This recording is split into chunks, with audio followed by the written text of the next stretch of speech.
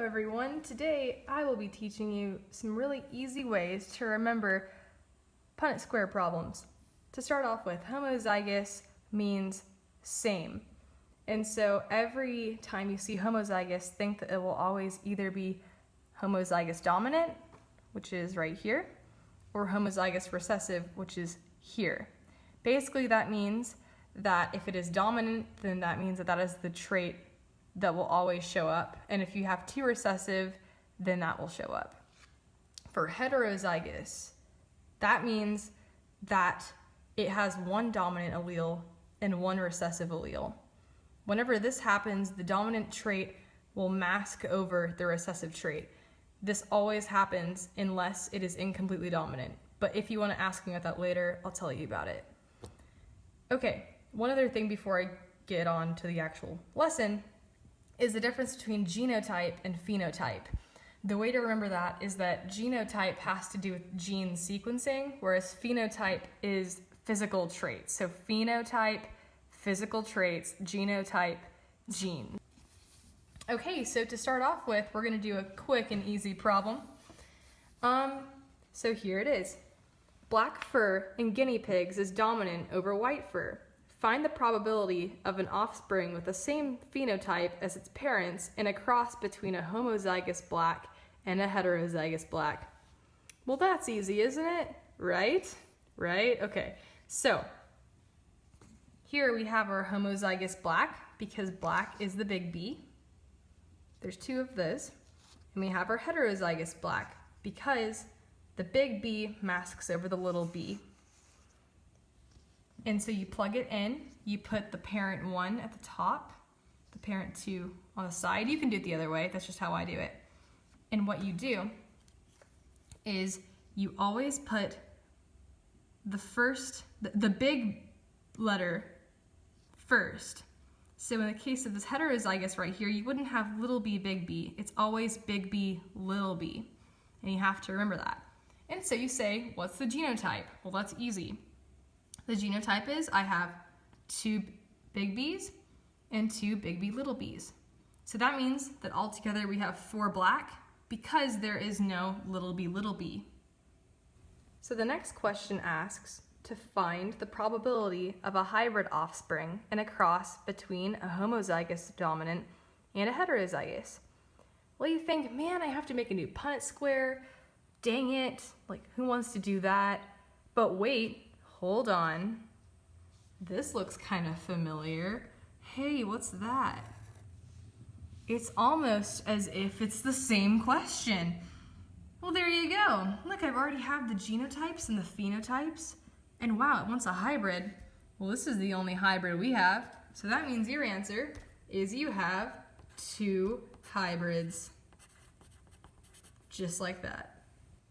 All right, so now we are going to cross a heterozygous with a homozygous recessive. So let's do that really fast.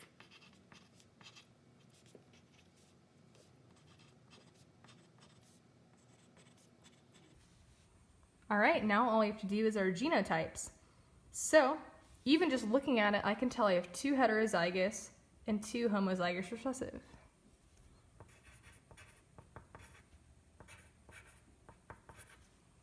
So that means we have 2 blacks and 2 whites. All right, last couple questions and then we'll get to the dihybrid crosses. So let's see, we're gonna find the probability of a black offspring and a cross between a little b and a little b. Wait a second. Black offspring, that can't happen from that. So the answer is 0. And then in the last question, we are going to find the probability of an offspring with the same phenotype as its parents between a homozygous black, which is a big B, and a heterozygous black, which is a big B, little b. That looks kind of familiar again. Wait a second. Already done again. Boom. We already know that, and you already answered that question. So all your answers are right here.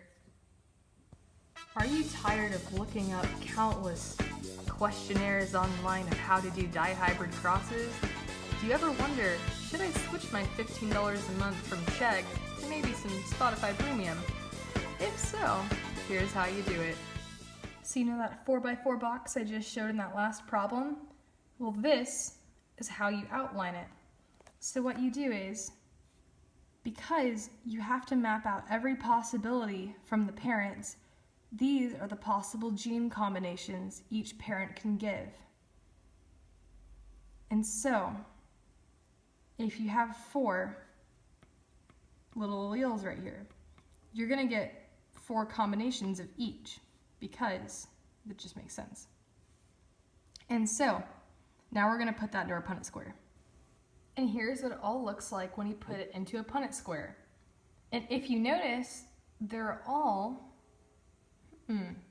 it looks like they're all heterozygous. Which, one trick to genetics is if you cross a homozygous dominant parent with a homozygous recessive parent, you will always only get diheterozygous plants or hybrids, because that's just what they give. And so if you look over here at our phenotypes, the only possibility out of the P1 generation is big D, big W, little w. So that means 100% of this generation will be tall and purple.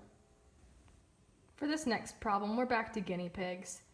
And this time we're going to cross a heterozygous parent with another heterozygous parent. So let's head back over and figure out exactly what to cross it. All right, so in this one, since we're crossing the exact same thing with itself, we only really have to figure out what these are once. And as you can see, they're all different because every combination is different. So let's head back to the Punnet Square. All right, guys, here I did all the work for the dihybrid cross. So as you guys know, you always write your first traits first. So in my case, I wrote the B's first and then the R's. And then after I was done putting it into the box, I wrote out all the genotypes. And as you can see, it looks kind of like there's a little bit of a pattern. And so after I figured out exactly how many of each type I had, I wrote out what their physical traits would equal. And because, as you know, the dominant trait masks the recessive trait, the heterozygous plants always exhibit the dominant trait. That's why we have so many tall purple plants. Because in diheterozygous crosses, you're always going to have a whole row of purely heterozygous crosses, like a big B, big R, little r. So that means I already have that many of those. So that's 4 by itself. That's already 25% of all the plants. And then you add in all the others, and that's 9 out of 16 plants that are tall purple. Then there are 3 tall whites, 3 short purples, and 1 short white. In every case, in any dihybrid cross that you use heterozygous anything, your ratio will always be 9:3 to 3:1. So remember that, because it will help you on your tests. If you guys have any questions, just let me know. I'll try to do whatever I can. And yeah, thanks. Bye.